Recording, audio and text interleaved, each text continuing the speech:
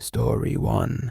Lights over Coldwater Road. Location: Adams County, Pennsylvania. Date: September 14th, 2003. Section 1. The call deputy, Mark Hensley, had been on patrol for just under an hour when the first call came in. A farmer, Dale Whitman, reported spotlights in the sky over his cornfields off Coldwater Road, a winding rural lane dotted with barns and abandoned silos. The sheriff's office had received a handful of UFO reports over the years, usually from locals claiming to have seen lights or flying objects late at night. Most ended up being teenagers with flashlights hunting for a thrill. Hensley wasn't overly concerned, but Whitman's voice carried a tone of genuine fear. "Deputy, you need to come out here," Whitman said. "I've never seen anything like this, and I don't want to be alone." By the time Hensley reached the farm, dusk had given way to a pitch-black night. The fields stretched on either side of Coldwater Road, and a thin layer of fog was starting to settle. Whitman was waiting at the edge of his property, leaning against his rusted tractor. "They're out there," Whitman said, pointing toward the northern field. "Been hovering for 20 minutes. No sound, no movement, just there." Hensley squinted through the darkness. 3 white lights hovered above the corn, forming a precise triangle. They weren't blinking like airplanes or drones. They weren't moving like stars drifting in the sky. They just hung there, perfectly still, casting an unnatural glow over the field. Hensley radioed the sheriff's office. "Unit 3 on Coldwater Road. Possible unknown aerial object. Please advise." There was a long pause, then static. The dispatcher finally replied, "Unit 3, copy. Nothing reported on radar. Stay safe." Whitman fidgeted. "I've seen every kind of storm and aircraft, Deputy. Nothing looks like this." Hensley felt a chill. The air itself seemed heavier here. His radio hissed with static, the usual night sounds. Crickets, frogs, distant coyotes had all but vanished. Even the wind, usually rustling the corn, had died down. He reached for his maglite and started down the tractor path. Halfway through the field, Hensley's flashlight flickered, then went out entirely. He tapped it, shaking it, but it refused to work. He cursed under his breath. Then slowly the lights in the sky shifted. They didn't move in the usual sense. They seemed to appear closer, almost imperceptibly, until they hovered directly above him.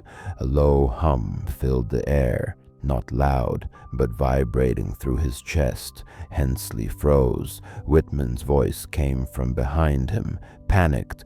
"Mark, come back!" The next thing Hensley remembered, he was back at his cruiser, Whitman shaking him by the shoulder. His watch read 3:41 a.m., almost 40 minutes later than the last time he'd checked. His boots were soaked in irrigation water, yet the field hadn't been watered in weeks. The lights were gone. The cornfield was still, but a perfectly circular patch of flattened, scorched corn remained. No explanation, no footprints, nothing. The morning after the incident, Hensley returned to Coldwater Road, this time with Sheriff Elaine Torres and a small investigative team.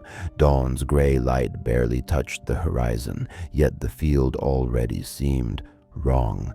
The air carried a faint, metallic tang, and the corn, usually tall and robust this time of year, appeared oddly trampled around the circular patch. Sheriff Torres knelt beside the flattened area, her gloves brushing the dew-soaked stalks. "It's like someone or something pressed down every stalk evenly," she said, her voice low. "No footprints, no tire tracks, nothing." Hensley ran his hand over the damp soil. He swore he felt a slight vibration beneath his fingers, a subtle hum that seemed to rise and fall with no pattern. He frowned. "You hear that?" Torres looked up sharply. "Hear what?" "The field. It's humming, almost like a low-frequency tone coming from the ground itself." Whitman, standing a few feet away, shook his head. "I heard that too last night, before you got here. That's what scared me most. Not the lights, but the sound. It got inside your chest, like it was calling you." The team began documenting the scene. Photographs captured the circular patch from multiple angles, though something strange emerged when they later developed the images. The lights in the sky appeared faintly reflected in the wet soil, even though the morning sun hadn't yet reached that far. It was subtle, barely perceptible, but enough to make Torres frown. Nearby neighbors, when interviewed, reported seeing the lights themselves, though few had ventured close. Most accounts were consistent: 3 glowing spheres in a triangular formation, hovering silently above the cornfield. One neighbor, an elderly man named Walter Hayes, claimed he'd heard whispers in the night, though he insisted he had been alone. "Voices," he said, "like children calling from far away, but not human." Hensley noted the odd coincidences: time distortion, electrical interference, and a lingering, unidentifiable hum. Radios and cell phones had all malfunctioned in the area that night. Even his cruiser's engine had sputtered inexplicably when he parked near the field. That afternoon, the investigative team brought in specialized equipment. Geiger counters, EMF detectors, and infrared cameras were deployed across the field. The EMF readings fluctuated wildly, peaking at levels known to cause dizziness and mild disorientation. Torres felt a sudden nausea and weakness while standing near the center of the circle. Hensley held her up as she swayed. I don't feel right," she muttered. Adding to the unnerving atmosphere, Hensley discovered small, metallic fragments embedded in the soil, nearly invisible to the naked eye. They weren't from any known industrial source and resisted basic magnetic testing. Some fragments seemed almost reflective, catching the dim morning light in strange iridescent patterns. As the day wore on, Hensley and Torres noticed another strange phenomenon: time distortion. Multiple watches on the team, including Hensley's and Whitman's, had fallen behind by several minutes over the course of the investigation, despite being synchronized at the start. Some team members reported brief episodes of missing time, claiming to remember walking to certain areas of the field only to find themselves somewhere else entirely, with no memory of how they got there. By evening, whispers returned, this time louder. Not voices from a distance, but clearly audible words in an unknown language, barely intelligible but unmistakably deliberate. Hensley's stomach knotted as he realized the sounds were coming from nowhere and everywhere at once. His flashlight flickered violently. The shadows of the corn seemed to twist unnaturally, elongating toward the team as if trying to reach them. Whitman refused to remain in the field overnight, but the team set up surveillance cameras.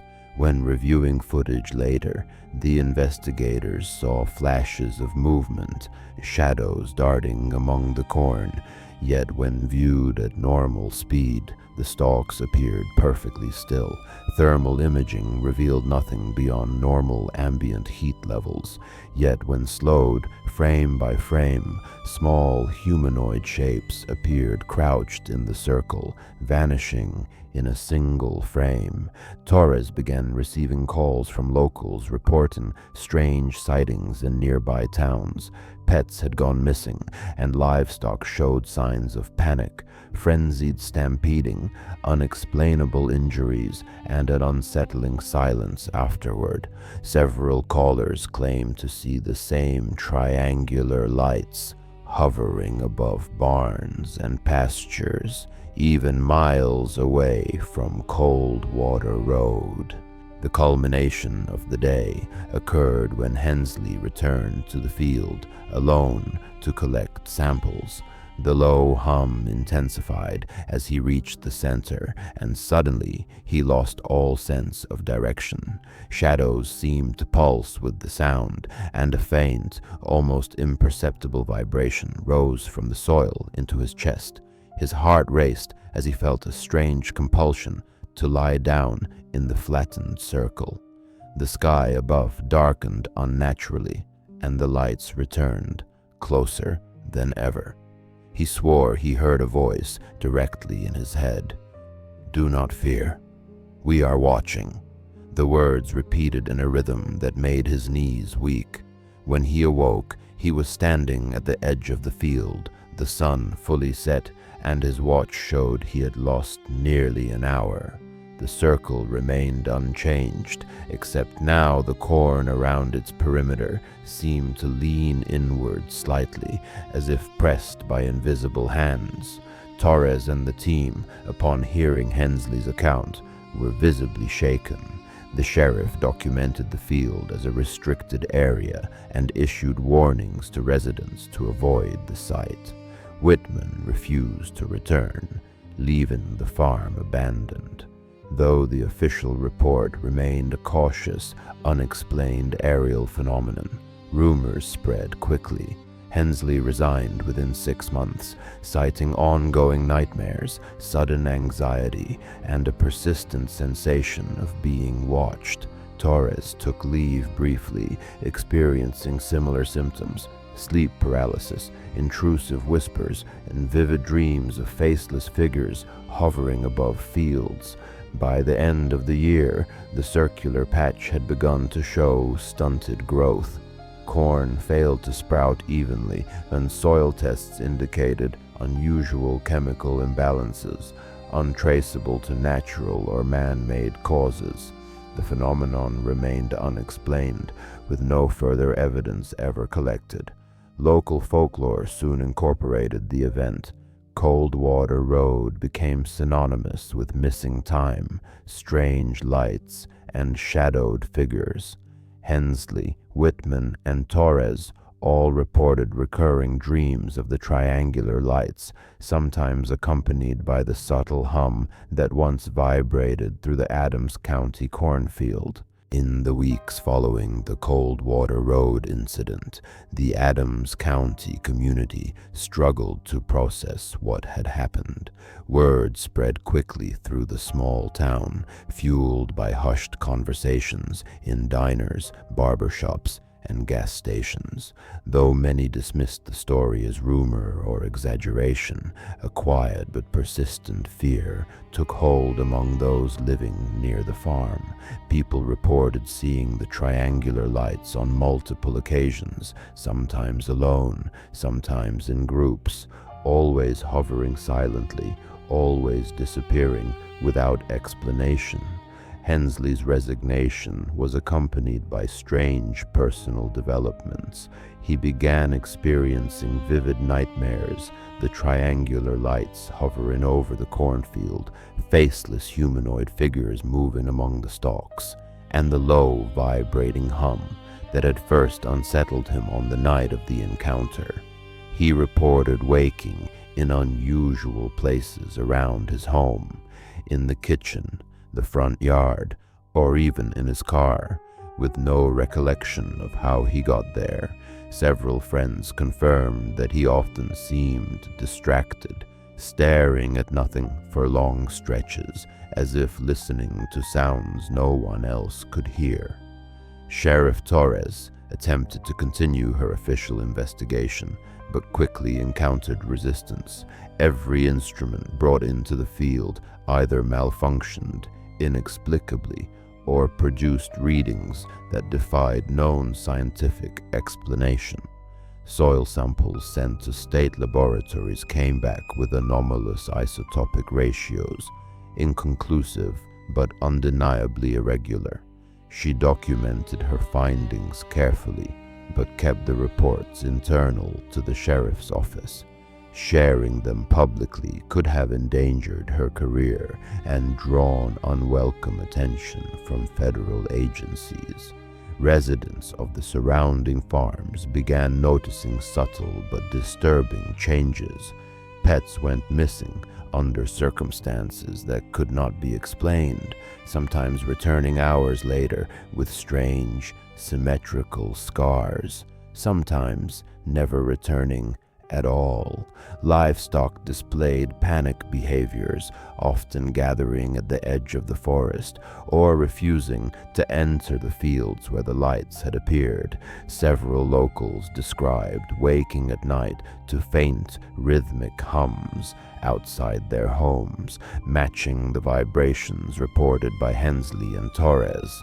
In the months that followed, additional reports emerged from towns as far as 20 miles away. Each story shared consistent details: the hovering triangular lights, missing time, low-frequency hums, and sudden, unexplainable disorientation. In some cases, witnesses reported seeing humanoid figures, gray-skinned, large-headed, with dark, almond-shaped eyes, appearing in the periphery of their vision, always vanishing when directly looked at. Hensley eventually agreed to be interviewed by a small UFO research organization. On tape, his voice was steady, but his eyes revealed the lingering terror. He described the sensation of being watched constantly, both during the encounter and afterward. He reported periods of sleep paralysis, during which he would sense invisible beings observing him from the corners of his bedroom. He spoke of an almost hypnotic pull toward the circular patch of the field, a compulsion he could not explain but resisted as best he could. Torres corroborated many of his observations. She too experienced sleep disturbances, unexplained fatigue, and vivid dreams involving the glowing triangles. Her journal entries reveal that she often awoke in the middle of the night to write, unable to shake the image of small, shadowy figures crouched in the corn. Over time, she became reluctant to enter rural areas alone, describing a persistent unease in open fields at night. Despite the unnerving reports, no federal agency released any statements. The official records classified the incident as an unidentified aerial phenomenon, a phrase that satisfied bureaucratic procedure but offered no clarity. Researchers who attempted to revisit the site reported similar effects: compass needles spinning erratically, electronic devices failing, and a deep, inexplicable sense of dread upon approaching the circular patch. Soil and plant tests continued to yield unusual results, though nothing conclusive enough to publish in scientific journals. As the years passed, the story of Coldwater Road became a fixture in regional folklore. Teenagers dared each other to enter the field at night, though few remained for long. Those who did reported strange sounds, fleeting shadows, and sudden, inexplicable cold spots. Hensley occasionally received calls from these thrill seekers, confirming that the phenomenon had not disappeared, merely receded from the public eye. Some investigators speculate that the Coldwater Road event is part of a larger pattern of gray alien encounters. Patterns of missing time, triangular lights, low-frequency hums, and circular markings in fields appear in multiple counties across the Midwest. Each case contains subtle variations, yet the core elements remain consistent, lending credence to the idea that these are not random anomalies. To this day, the site remains largely undisturbed, fenced off and marked with a caution sign from the sheriff's office. Local authorities report that trespassers rarely linger, often fleeing after only a few minutes. Occasionally, the triangular lights are seen again, hovering silently in the sky, an unsettling reminder that the incident is far from isolated. For Hensley and Torres, the memory of that night lingers like a shadow over every open field and empty road. Both report recurring dreams of the lights, accompanied by the hum and the strange compulsion to return to the flattened circle. For Whitman, the farmer whose property first drew the attention of the unknown, the field remains abandoned, a silent testament to an encounter no one can fully explain. Whether the lights were extraterrestrial, a naturally occurring phenomenon beyond current science, or something else entirely, the Coldwater Road incident continues to baffle and terrify. It has become a case study for UFO researchers and paranormal investigators alike. One of the most detailed, eerie, and psychologically impactful accounts of gray alien encounters in the Midwest. The true horror, perhaps, is not in the lights themselves, but in the lasting effects, the sleepless nights, the whispers in the mind, the constant feeling of being observed, and the knowledge that, somewhere out there, those triangular lights may still be watching.